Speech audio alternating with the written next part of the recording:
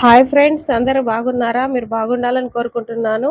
ఈరోజు రాగి జావ చేస్తున్నాను.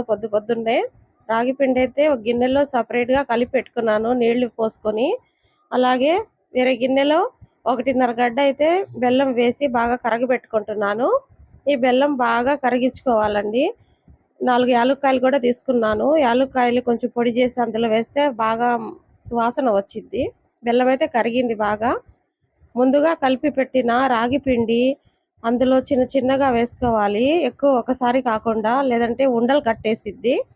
అందుకని కొంచెం స్లోగా పోసుకుంటే ఉండలు కట్టకుండా బాగా నాలుగు వైపులా కలిసిద్ది.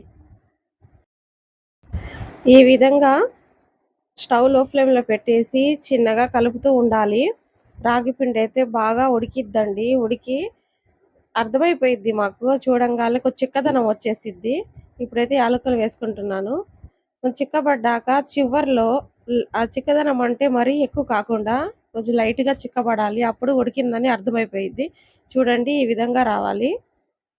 చివర్లో ఒక టీ గ్లాస్ పాలైతే కాగబెట్టుకున్నాను. ఆ పాలు అందులో వేసుకుంటే ఇంకా స్టవ్ ఆఫ్ చేసుకోవచ్చు. కాగబెట్టిన పాలు మాత్రమే వేయాలి. పచ్చి పాలు వేయకూడదండి. పచ్చి పాలు వేయడం వల్ల విరిగిపోయిద్ది జావ అనేది. ఇంతే ఫ్రెండ్స్, సింపుల్ రాగి జావ చేయడము. మీకు ఎంతమందికి ఇష్టం రాగి జావ అంటే? అలాగే నా వీడియో నచ్చినట్లయితే సబ్స్క్రైబ్ చేసుకోండి, అలాగే షేర్ కూడా చేయండి. మీరు సపోర్ట్ చేయాలి ఫ్రెండ్స్. సపోర్ట్ చేస్తే ఇంకా మంచి మంచి వీడియోలతో మీ ముందుంటాను. అంతవరకు బాయ్.